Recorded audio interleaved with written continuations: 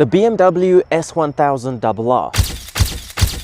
Probably the most hyped up superbike over the last 15 years. This is a video reaction to Chaos Cause's review of the BMW S1000RR, and I would like to see what he says about it. I'm sure very good reviews, even though I know that he likes other types of bikes, your Triumphs, your R1s, he's not really into the one ride, one round. So let's see if this video will be able to catch him and bring him over to us. Let's go, baby. The new 2025 hi, by the way. model is known for its wings stolen off a 747 aircraft, variable valve technology borrowed from a Honda Civic, and heated grips that can go 180 miles per hour. Okay, well, that might not be what comes to mind first, but they're important details nevertheless. True. The RR shook up the superbike world around 15 years ago with revolutionary rider rates, and it hasn't stopped pushing the boundaries since. But has that constant push for perfection stifled its character? I don't think so. Could it possibly live up to the hype created around it? And why do these wings flex so much?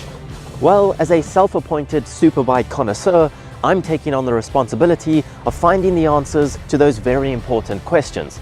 However, I have just 127 hours or 5.29 days to do so. Nice. Wish me luck. One thing I do know for sure, the reason why some of the fairings, they do flex, because when you're riding and gassing on hard, the fairings, they all tend to move. That's why sometimes some fairings, they have like little plastic washers, the RRs and other bike manufacturers, because the fairings do flex while you're riding, especially if it's original plastic. If it's aftermarket plastic, that thing's just going to rip off. So that's usually the reason why. I'm not answering your question why. I'm sure you already know Chaos Cause. I'm just saying to my audience, or to the audience that's looking at this video. Let's carry on. Thank you to Rebel Horn for sponsoring this video. The S1000RR was first sold to the public back in 2010, and it immediately challenged its superbike competitors with its lightweight and technology. I think the first RR was in 2009, if I'm not mistaken. And it's gone through a multitude of generations and made quite a name for itself. But yet, even as a superbike fanatic, I've not yet ridden one. So when BMW it's made name for myself, especially the name of one ride, one round, baby. That's what RR stands for. Motorrad East Rand in South Africa agreed to let me steal one for a few days, I zipped up my Rebel Horn jacket and got to work. I mean, it would be rude to turn down 206 horsepower, wouldn't it? This is the new generation for 2025, starting at around $20,000. No comment. A bike's quirks are most obvious within the first hour or so of riding, and many of those quirks will be amplified in the rain, which just so happened to be the weather that I ended up with. Even better. For starters, it comes with a real key from BMW in 2025. Mostly because they know that race leathers don't have a pocket for a key fob. It's strange, but also kind of refreshing. First gear can be pretty jerky. However, let me it will hit on that. Then other R, the single R is keyless. The XR is keyless as well. And I'm not sure which other R, like S1000 sport bike, blah, blah, blah, blah, is also keyless. But the reason why they kept the key on these RRs is to still signify the original S1000 that still came with the key. Even though a lot of people put key tags on the key and then put it in the bike while riding, and then that key tag sometimes jerks on the key barrel and starts giving issues to the barrel. So if you buy a RR, you are try not to put a key tag on it, if possible, if you don't want to have barrel issues. Let's carry on, baby. comfortably putt around town in second gear all day long without being jerky or bogging down like most other superbikes would.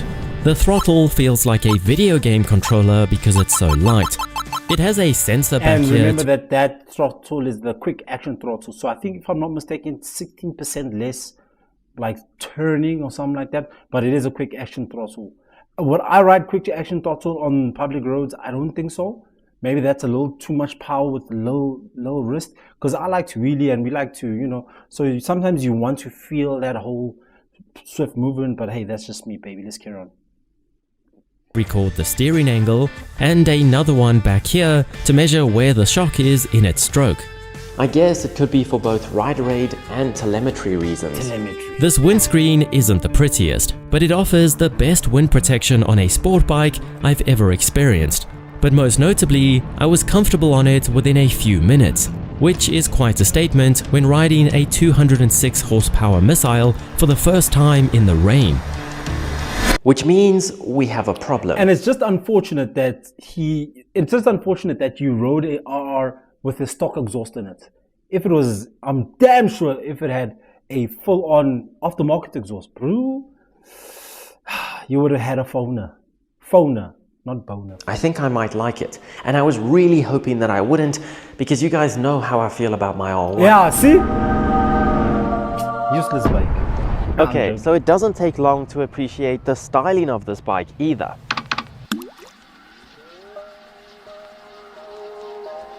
Nice cinematic shots. Nice cinematic shots.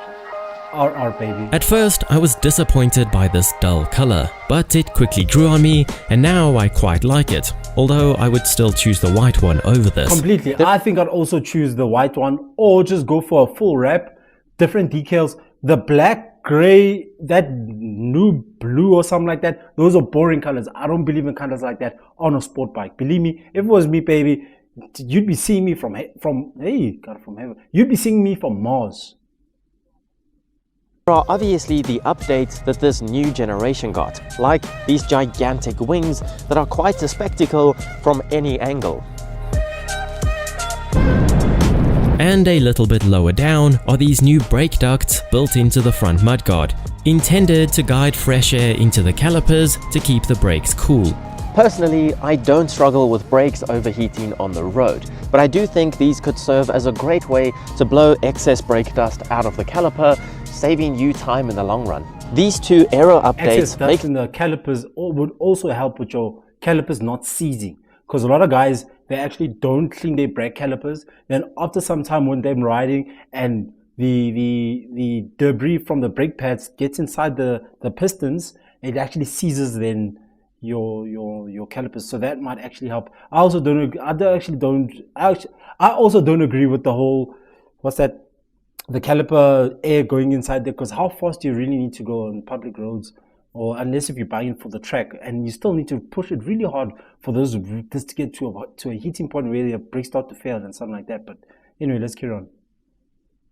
Bike look really beefy from the front, not the sleek, narrow profile from years past, but a familiar look nonetheless thanks to MotoGP bikes. Since this is my first time riding a double R, One ride, baby. I've also noticed a few things that are new to me at least. For example, the top triple clamp and handlebars are one piece. There's no separate clip-on handlebar, which would get expensive if you dropped it. These M levers look and feel great, and I really appreciate the matching lever guard here. Plus, die-hard racers will appreciate that there isn't a lever guard on the clutch side. Unfortunately, I didn't get to try the carbon wheels though, just these cast alloy ones. But they definitely don't feel heavy while riding. The alloy wheels get these front discs that are bolted to the rim through the floating buttons, rather than separate bolt holes. Weird, but it clearly works. And the rear wheel is actually asymmetric, with the spokes further off to one side. The signature gills are back on the side fairings. The lower panels here are just plastic without paint. Let me hold on to that. If I'm not mistaken, the reason why brake discs, there's the floating ones, is that from what I've heard from my racing friends, is that the disc can line up easier with the brake pads, something like that. Yeah. The reason why they're floating is that they're able to line up better, if I'm not mistaken. Let's carry on, baby. As is the front mudguard. It does look a tad tacky and cheap, but it's probably better for rock chips anyway. The swing arm is this nice grey and has a powder-coated texture. I've always loved this trellis subframe. It really makes it look like a race bike. It now comes in this silver color rather than the old bronzy gold color. Not as good in my opinion. These light ride carbon heel guards, however, bother me, since there's no way this isn't just plastic. It's also got an Akropovich slip-on, which looks much better than stock. But since it still has the 69 stock catalytic converters and a dB killer, it still sounds stock. Sounds like a motor.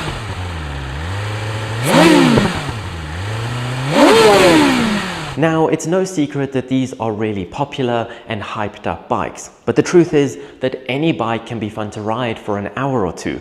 So I wanted to make sure that I had a few hours under my belt before I admitted to the world that they really are as good as everyone says. My only history with BMWs is my short-lived 1200 GS and a few days with an XR thanks to a mate of mine. Since I am a sport bike fanatic, the GS was never going to be my new favorite bike.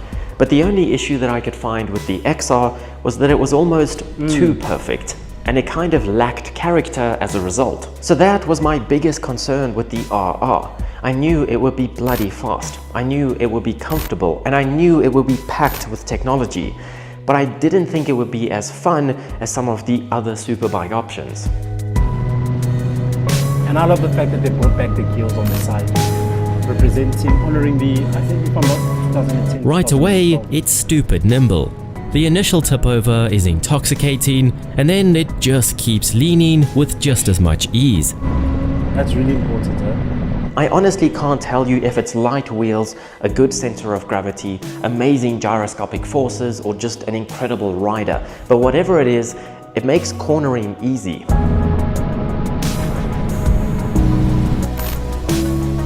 One ride, one round, baby. Then there's the engine. It's a 999cc inline 4-cylinder, but most of the magic happens up in the cams. The intake camshaft has 2 lobes per valve, each with a different profile. Then there are I need solenoids. y'all to really pay attention to what he says here. That's really important. This actually differentiates the RR from every other type of bike. This head, the new head that they actually built, and the O2 sensors. Hopefully it touches on the O2 sensors as well. That enable the camshaft to move side to side at around 9,000 RPM. Below 9,000 RPM, it uses the torque cam, giving it more bottom-end grunt. And then above 9,000 RPM, it switches to the power cam. This opens the intake valve a little bit more and for a little bit longer, giving the motor more top-end power. And this switch between lobes happens in just 10 milliseconds. And yes, you can feel it. BMW call it shift cam, and it means the engine never stops pulling hard enough to give you whiplash. Combine that with their infamous electronics and little wings, and the front wheel gently pops off the ground and hovers until you release the adrenaline tube. Depending where your wheel control is. The new wings claim 23.1 kilograms of downforce at 300 kilometers per hour. I only got to 299, so I can't tell you if that is true or not, but what I can say is that it feels very stable at high speeds. My butt dyno can neither confirm nor deny the claimed 206 horsepower figure. There's no doubt it's rapid, but it feels so in control that I often question it. If it wasn't for the numbers on the speedo reaching triple my IQ score in mere seconds and the front wheel levitating, I wouldn't believe BMW for even a second. The frame and suspension are unchanged from the previous generation, so it still has 45mm upside down Marzocchi forks leading the charge. The left fork has electronic damping adjustment, so you can choose between road, which is softer, dynamic, which changes the damping on the fly as you ride, or race, which is stiffer. Race Pro. The right fork has manual preload adjustment, which is perfect for serious riders looking for manual adjustment. And then in the rear, there's a Marzocchi. You know, the RR is beautiful because the nice part about when you're riding an RR, let's say you want to switch from dynamic to road or to Race Pro, you can switch it as you're riding and then you just roll off the throttle, then it switches into that mode automatically. Instead of with like, for example, the 2014 RR, you have to stop and actually manually change it, and then it switches, and then you ride again. Let's carry on, baby. Monoshock. It's obviously a stiff setup, but that's exactly what you want on a superbike and complements the bike as a whole. The moment I finally gave in and accepted how good this bike is was when it had an answer for everything I needed. When I was cold, it had heated grips. When I kept speeding, it had cruise control, so I had to relinquish control of the throttle. When there was a hill, it had hill start assist. When there was traffic, it had 83 pound-feet of torque to maneuver past it. It always seemed to go above and beyond expectations. And when I got And I honestly believe BMW has engineered all of that specifically because of they want to be able to let a new rider, well, even though I don't recommend a new rider to ride a RR, but like a rider that knows how to ride plus minus, then wants to hop on the sport bike, it'll keep you alive, basically. That's what I believe.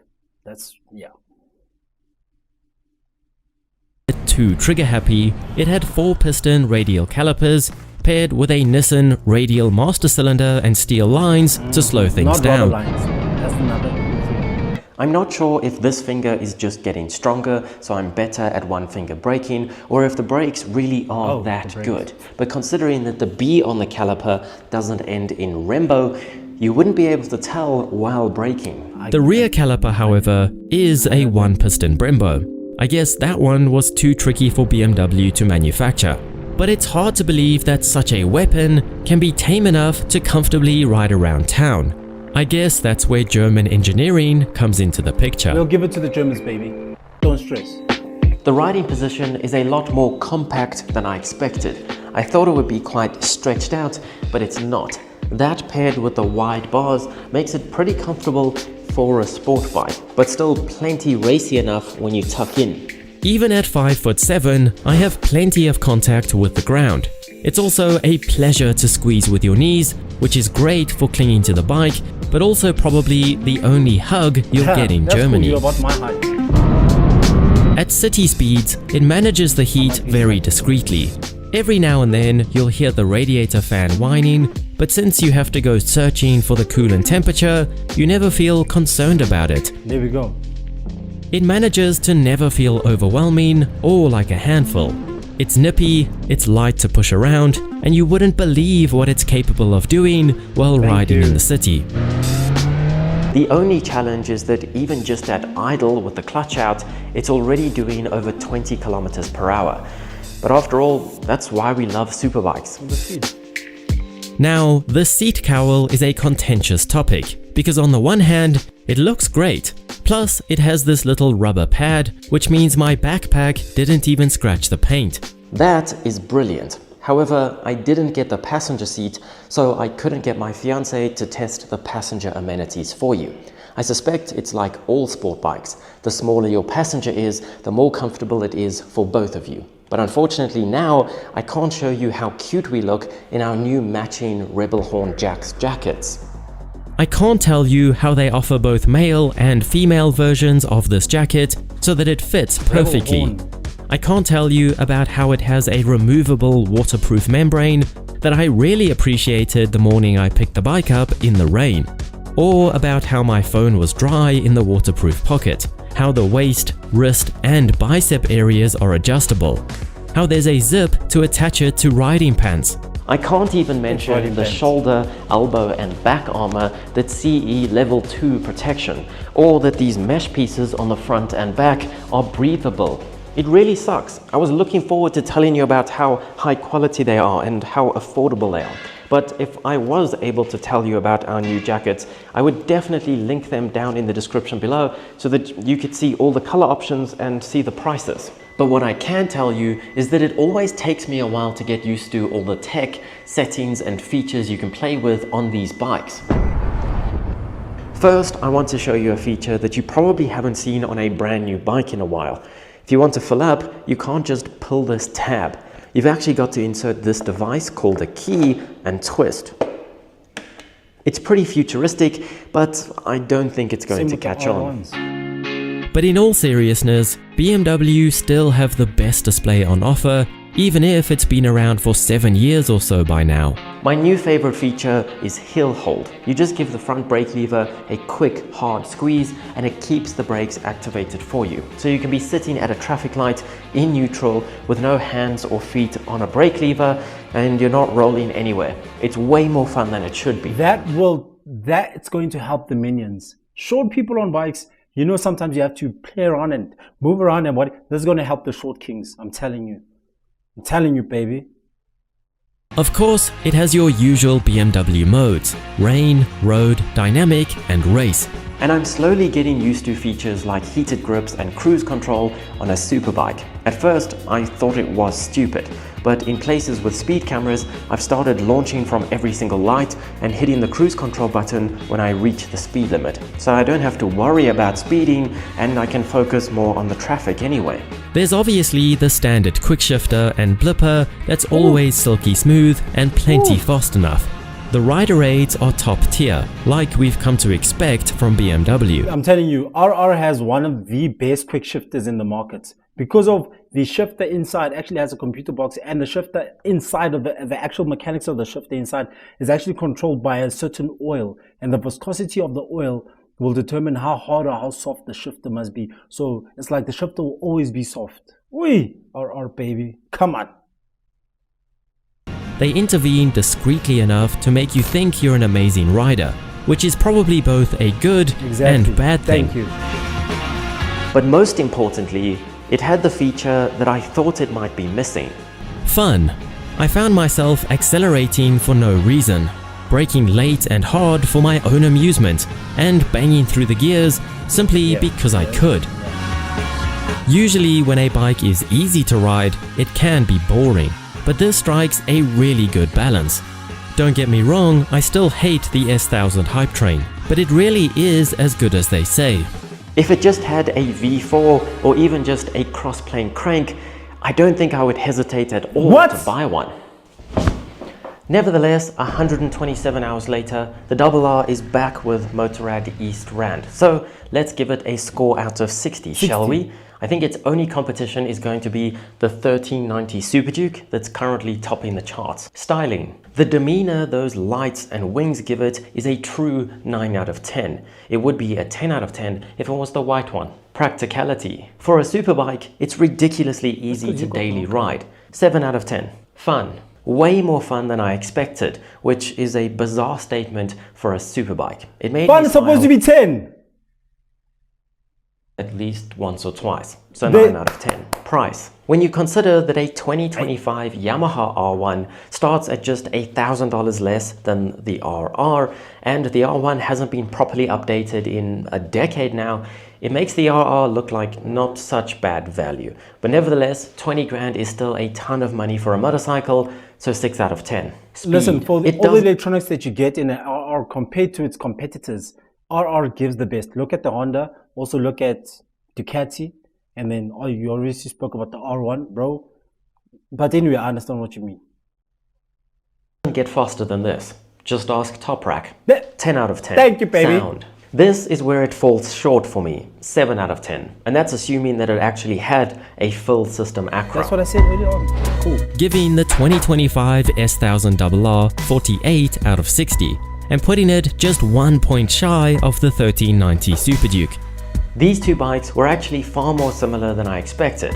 Yes, one is a super bike and one is a hyper naked, but they're both stupidly fast. They both have a ton of technology and they both have variable valve technology. So the KTM either won because the V-twin sounds better or because it's oranger. But anyway, let me know if you would have a 2025 RR in your collection, and I'll see you on the next ride.